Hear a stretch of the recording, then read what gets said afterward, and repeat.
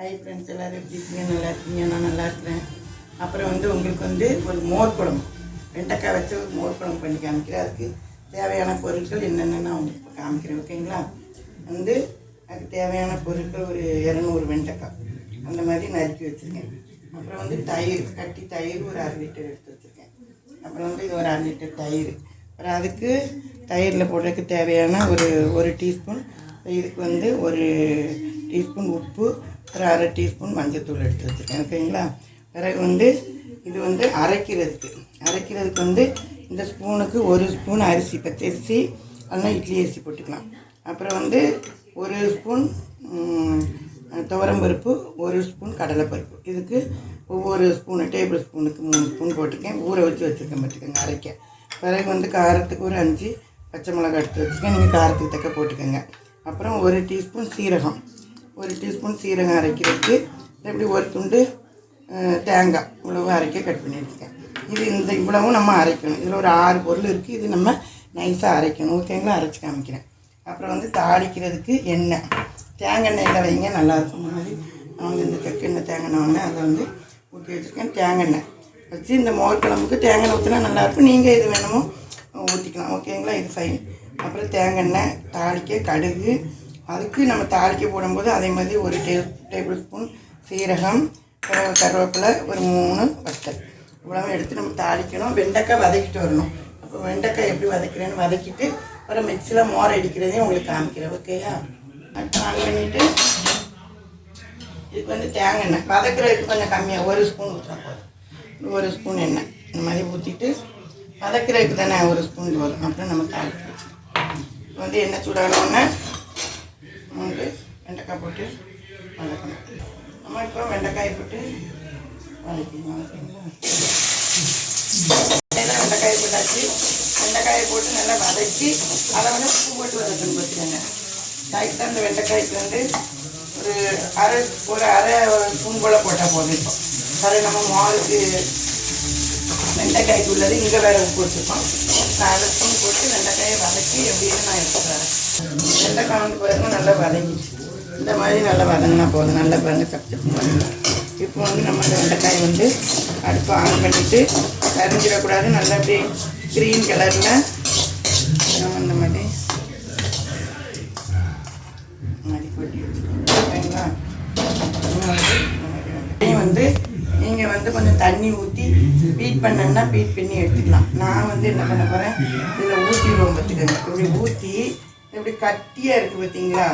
இப்படி கட்டியாக நம்மளுக்கு இருக்கக்கூடாது. அதனால் என்ன பண்ணுவேன், ஒரு சுற்றி மிக்ஸில் போட்டு சுற்றிட்டு அப்புறம் அங்கே தண்ணி சேர்ப்பேன். அதனால் உங்களுக்கு அந்த இதாக இருக்குது பார்த்தீங்களா? தயிரை நல்லா இங்கே பீட் பண்ணுங்க. இல்லைன்னா நான் அரைச்சிட்டு வந்துட்டேன். பாருங்கள், கட்டி இல்லாமல் இந்த மாதிரி நல்லா பாருங்கள், கட்டி இல்லாமல் நல்லா இப்படி கிருமி அரை போட்டோம். இதை நம்ம மோட்டருக்கு இதை ஊற்றிக்கிறோம். ஓகேங்களா? பாருங்க எப்படி 1/2 லிட்டர். நான் இன்னும் இதுக்கு தண்ணி சேர்க்கணும். நம்ம எவ்வளோ வேணுமோ அந்த அளவுக்கு நான் இப்போ இதை அழைச்சேன். ஒரு 1/2 லிட்டர் தண்ணி ஊற்றுறேன். நான் ஒரு 1/2 லிட்டர் தண்ணி வச்சு மோர் குழம்புக்கு இந்த லெவலுக்கு சேர்த்துக்கிறேன். ஓகேங்களா? இந்த மாதிரி மோர் குழம்பு இப்போ நம்ம மசாலா அரைச்சிட்டு வரணும். ஓகேங்களா? இதில் மசாலா அரைச்சிட்டு வரோம். மசாலா அரைச்சி வச்சுருந்தோம் பார்த்தீங்களா? அந்த கடலைப்பருப்பு அந்த இது போட்டுக்கணும். அப்புறம் சீரகம்,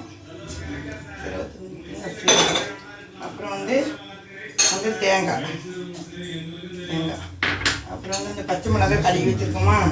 இந்த பச்சை மிளகாயும் உடைச்சி போட்டு நல்லா நைஸாக நான் உங்களுக்கு நைஸாக அரைச்சிட்டு வரணும். நைஸாக அரைச்சி மோரில் கலக்கி எப்படி கலக்கிறேன்னு பாருங்கள்.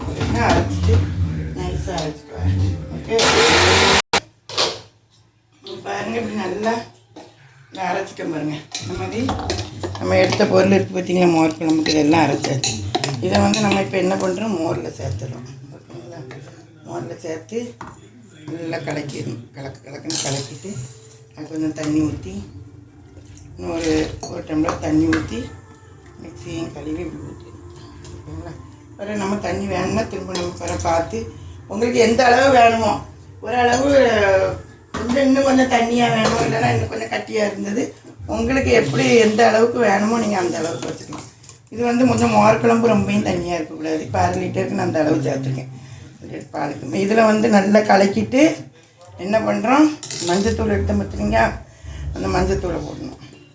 அப்புறம் வந்து உப்பு ஒரு டீஸ்பூன் உப்பு வச்சுருந்தோம் பார்த்திங்கன்னா, அந்த உப்பையும் போடணும். நம்ம வெண்டைக்காயில் கொஞ்சம் உப்பு போட்டிருக்கோம். அப்போ நம்ம கடைசியாக உப்பு பார்த்து நம்ம போட்டுக்கலாம். ஓகேங்களா? போட்டு நல்லா கலக்கி வச்சுட்டு அடுப்பில் நுர கூடுறது வரைக்கும் வைக்கணும் பார்த்துக்கோங்க. நம்ம அடுப்பை என்ன செய்யணும், அடுப்பை பற்ற வச்சு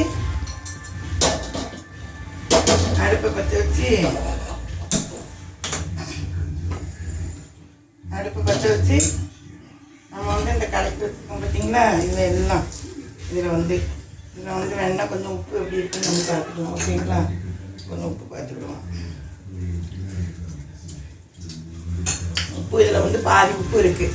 இந்த வெண்டைக்காயிலே உப்பு போட்டு வதக்கியிருக்கோம். அப்போ நம்ம கடைசியில் உப்பு பார்த்து போட்டுக்கலாம். போட்டு நம்ம தாளிப்பு தான், வெண்டைக்காய் போட்டு வந்து இதை போட்டு நம்ம வந்து சட்டில் இந்த மோர் குழம்பு ஊற்றி இந்த மாதிரி ஊற்றி அப்புறம் வந்து நம்ம இந்த வெண்டைக்காயும் போடணும். பார்த்துங்க, வதக்கி வச்சுட்டோம்ல, இந்த வெண்டைக்காய் 200 வெண்டைக்காய், அந்த வெண்டைக்காயும் போட்டு நம்ம வந்து இப்படி வச்சுருக்கோம் பாருங்க. இப்படி போட்டு இன்னும் கொஞ்சம் மோர் குழம்புக்கு இன்னும் கொஞ்சம் மஞ்சள் தூள் வேணும் பார்த்துக்கோங்க. அதனால் நான் வந்து 1/2 டீஸ்பூன் போட்டேன்னு பார்த்தீங்களா, நம்ம வந்து இன்னும் கொஞ்சம் மஞ்சள் தூள் போட்டுக்கலாம். இந்த மஞ்சளாக இருந்தால் நல்லா இருக்கும். அப்போ 1 டீஸ்பூன் போடணும் சரியா? மஞ்சள் கொஞ்சம் போட்டு நல்லா உப்பு மஞ்சத்தெல்லாம் போட்டு இந்த மாதிரி கலக்கி, இப்போ இந்த தண்ணி எனக்கு போதும் சாப்பிட்றதுக்கு. இன்னும் கொஞ்சம் தண்ணி ஊற்றிக்கலாம் வச்சுக்கோங்க. இன்னும் வந்து ஒரு 1/2 டம்ளர் தண்ணி ஊற்றுறேன். ஓகேங்களா? ஊற்றி இந்த அளவு, இதை விட நீங்கள் இன்னும் தண்ணியாக வைக்கிறனாலோ கட்டியாக வைக்கிறனாலோ அது உங்கள் டேஸ்ட்டுக்கு வச்சுக்கோங்க. ஓரளவு கட்டியாக தான் இருக்கணும், இந்த மாதிரி ஊற்றி சாப்பிட்ற அளவுக்கு, பிசைகிற அளவுக்கு. ஓகே, வச்சு உங்களுக்கு நான் வந்து தாளிப்பு அப்படிங்கிறத காமிக்கேன். இது என்ன பண்ணணும்னா, அப்படி நுர கூடி வரும்போது கொதிக்க விட்டுறாதீங்க. அப்படி நுர கூடி வரும்போது அடுப்பை ஆஃப் பண்ணிடணும். அவ்வளோதான் இருக்கு வேலை. இப்போ வந்து பார்த்தீங்கன்னா இந்த முறை கூடிட்டு இப்போ வந்து பாருங்கள், நல்லா முறை கூடி பாருங்கள். இன்னும் கொதிக்க விட்டிங்கன்னா இப்போ பிரிஞ்சு ஓடிடும். இந்த லெவலில் நம்ம வந்து பாருங்கள் நுர கூடிட்டு பார்த்தீங்களா. இப்போ நம்ம அடுப்பை ஆஃப் பண்ணிடுவோம். ஓகே, நம்ம தாளித்து எப்படி ஊற்றுறோம் அப்படிங்கிறத நான் உங்களுக்கு காமிக்கிறேன். ஓகே, இப்போ வந்து நம்ம அடுப்பை வச்சுட்டு தாளிக்கு போடுறோம். ஓகேங்களா? எண்ணெய் வச்சுட்டு இப்போ எண்ணெய் ஊற்றிக்கலாம். தேங்காய் எண்ணெய் வந்து இந்த மோர் குழம்புக்கு வந்து ஒரு 2 ஸ்பூன் ஊற்றுங்க. ஏன்னா இதுக்கு இதான ஃபேவரேட்டு. இது வந்து ஊற்றிக்கங்க. தாளித்து வைக்கிறதுக்கு ஒரு 2 ஸ்பூன் ஊற்றிருக்கேன். இன்னும் குழம்பு நல்லாயிருக்கும். ஓகேங்களா? ஊற்றிட்டு இப்போ சிம்மில் வச்சுக்கோங்க. சிம்மில் வச்சுட்டு அப்புறம் வந்து கடுகு 1 ஸ்பூன் கடுகு போட்டாச்சு. அப்புறம் கருவேப்பிலை போட்டு சிம்மில் வச்சுக்கலாம். அப்புறம் வந்து சீரகம் பச்சை போடணும். இந்த காஞ்ச மிளகாய் இருக்குது பார்த்தீங்களா, அதை வந்து 2 உடைச்சி நல்ல ஒரு வாசனையாக இருக்கும் மோர் குழம்புக்கு. ஓகேங்களா? அதையும் போட்டு 2 கிண்டிக்கிறோம். ஓகே, கிண்டிட்டு அப்புறம் வந்து நம்ம சீரகம் அந்த அடுப்பை ஏற்றிக்கங்க. சீரகம் போட்டுக்கலாம். சீரகத்தையும் போட்டு லைட்டாக நல்லா அடுப்பை ஏற்றி வச்சு நல்லா சீரகம் பொரியுது பார்த்தீங்களா, நல்லா வாசம் வரும். அந்த நேரத்தில் நல்லா பொரியுது, கருவை விட்டுருக்கூடாது. இப்போ சீரகம் இதெல்லாம் எல்லாம் ஒரு 3 நிமிஷம் இப்போ சிம்மில் வச்சுக்கோங்க. வச்சுட்டு இதுக்கு வந்து ஒரு 1/4 டீஸ்பூனு பெருங்காயத்தூள் எடுத்துருக்கேன். அதை லேசாக அந்த வாசத்துக்கு நம்ம அப்படி போட்டுக்கலாம். ஓகேங்களா? அப்படி போட்டு அப்புறம் வந்து இப்போ பெருங்காயம் போட்டோடனே அடுப்பை நம்ம அணைச்சிடுவோம். அதை ரவுண்டு சூட்டில் அணைச்சிட்டு தாளிப்பு எடுத்து நம்ம வந்து இந்த மோர் குழம்பு வச்சுருக்க மாட்டிங்களா, நல்லா இப்போ நம்ம அந்த மோர் குழம்புல பாருங்க இந்த மாதிரி போட்டு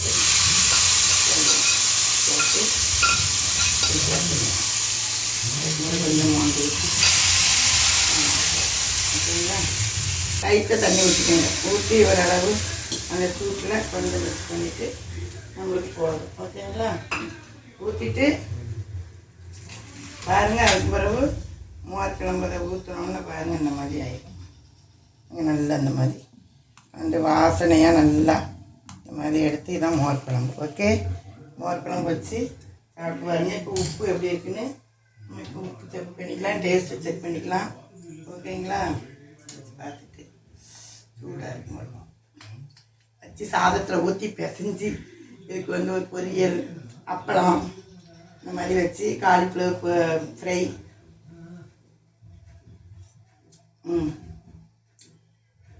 வாசம் அப்படி தூக்காக இருக்குது.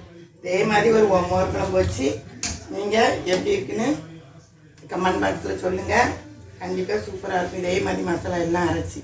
ஓகே ஃப்ரெண்ட்ஸ், அதே மாதிரி என் சேனலுக்கு ஷேர் பண்ணுங்கள், லைக் பண்ணுங்கள், சப்ஸ்கிரைப் பண்ணுங்கள். Thank you, by.